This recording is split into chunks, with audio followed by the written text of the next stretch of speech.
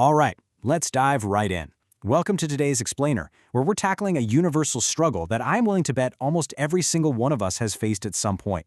Have you ever tried to completely quit social media, but somehow you always give yourself a free pass for YouTube? You kind of tell yourself it doesn't count, right? Because, hey, it's educational, it's self-improvement. Well, today we're going to break down some fascinating insights from our source material into why that is largely just a really comforting illusion. We are going to examine exactly how we justify our endless scrolling as productive learning, and, much more importantly, how we can actually break out of this vicious cycle without making ourselves completely miserable in the process. So, we absolutely all tell ourselves the exact same lie, that our viewing habits are highly educational and incredibly productive. We like to think we're absorbing all the world's greatest knowledge. But if you take just a second to honestly track it, you'll quickly realize the harsh reality. The source material points out that about half the time you spend on YouTube is entirely unproductive.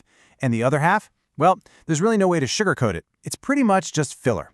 It's just time gone that you are never getting back.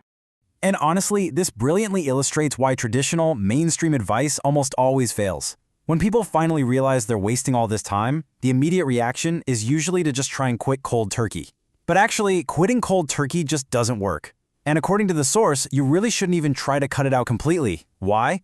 Because YouTube is genuinely, uniquely useful for highly specific, one-off tasks. I mean, sometimes you literally just need to learn how to tie a tie or how to pressure wash a driveway. You can't easily learn those purely visual, step-by-step tasks from reading a book. Plus, sitting back and consuming some entertainment once in a while is perfectly fine. The platform itself isn't the enemy here. The real problem is the habitual, totally mindless consumption. But aside from those hyper-specific searches, the videos we get recommended on our homepages are mostly just filling up empty space in our day. They aren't particularly relaxing, they aren't even that fun, and they absolutely aren't productive. Which brings us to a frankly terrifying statistic mentioned in a TED Talk regarding young people in their free time. 93%. Just let that number sink in for a moment before we move on. Think about it like this. If you calculate all the time you realistically have left in your life, and then you subtract the time required for basic survival, so we're talking sleeping, eating, driving, working, and hygiene, you are left with your actual, truly free time. Out of that precious, tiny remaining slice of your entire lifespan, a staggering 93% is statistically destined to be spent just looking at a screen. 93%. Now, when we hear that, our immediate defense mechanism is to say, no way, that could never be me. But make no mistake, the algorithm is incredibly effective. It is literally engineered to capture that 93%. So how do we make sure that could never be me is actually the truth?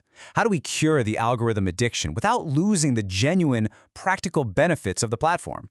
Well, the source material lays out a highly actionable, three-step system to completely break this illusion.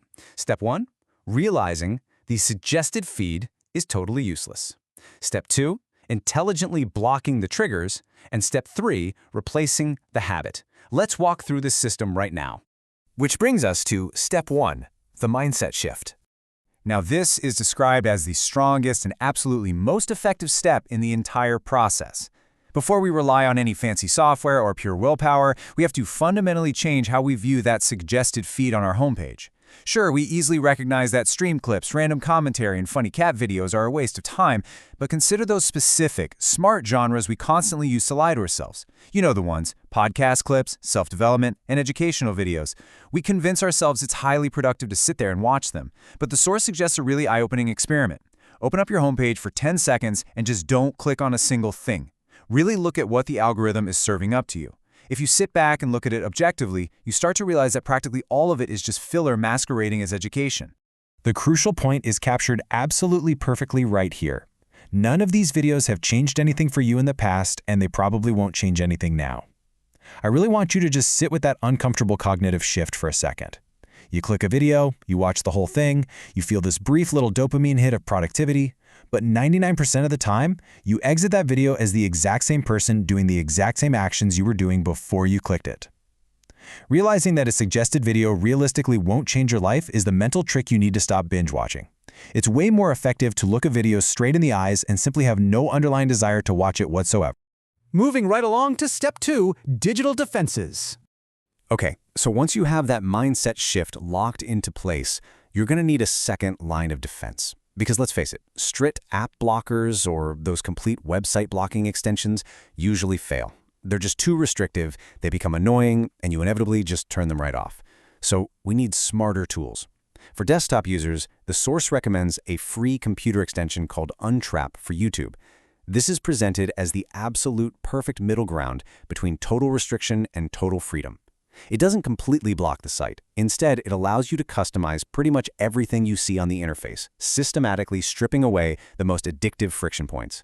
So what does it actually do? Well, UnTrap allows you to disable shorts entirely. They just simply vanish. You can keep your homepage suggestions, but you can turn off infinite scrolling. You can limit yourself to a fixed number, like maybe 20 videos. Once you hit the bottom of that page, that's it. You can't endlessly scroll for the next hit. When you actually click a video, you can hide the titles, the view counts, the comments, and those pesky sidebar suggestions. You can even enable a grayscale mode so every single video plays in black and white. The result here is huge. You still get to watch the video you specifically needed, but the platform becomes far less stimulating, far less distracting, and your ability to accidentally fall down a 3-hour rabbit hole is completely destroyed. Okay, but what about your phone? For smartphones, the source introduces a mobile app called ScreenZen. And rather than blocking the app completely, ScreenZen acts as a brilliant little interruption to your muscle memory reflexes. It forces a timed pause before you are even allowed to open the social media app. And honestly, ScreenZen's features are brilliantly annoying. Every time you tap the app icon, you face a 5 to 100 second forced pause. During this pause, it displays an unskippable message that you customize yourself, and the source actually highly recommends making this message something genuinely insulting to yourself. After the pause finishes, you can choose to unlock the app for a few minutes or just back out. Usually, if your customized insult is good enough, you won't even want to open it anymore. But the absolute best feature, it separately blocks YouTube Shorts. So even if you unlock the main app, if you try to click over to Shorts, which let's be honest, have been getting dangerously good lately, this app is going to give you a separate warning. It will literally catch you in 4K trying to sneak a quick scroll. And finally, we have step 3, replace the habit. Because look, if you successfully execute the mindset shift and you set up your digital defenses, you are suddenly going to find yourself dealing with a massive void. You are going to have a whole bunch of extra free time that used to just be filled by the algorithm. You have to consciously fill that free time with something that isn't just opening a different app on your phone. You can read, you can study, exercise, actually go outside, or attend cool events in your community. Or, as the original source humorously points out about their own life, you could even use all that newfound free time to record and upload a single video every 3 months. The overarching point here is simply this: real-world action has to replace passive consumption. And that brings us to the most important question of this entire explainer. We started by looking at that terrifying statistic, the fact that 93% of your conscious free time is slated to be entirely absorbed by a screen. But by changing your mindset from passive consumption to deliberate intention, and by using smart tools like UnTrap and ScreenZen to strip away those addictive elements, you can genuinely break the illusion. So, I want to leave you with this provocative thought. If you apply this system today, what will you do with your reclaimed 93%?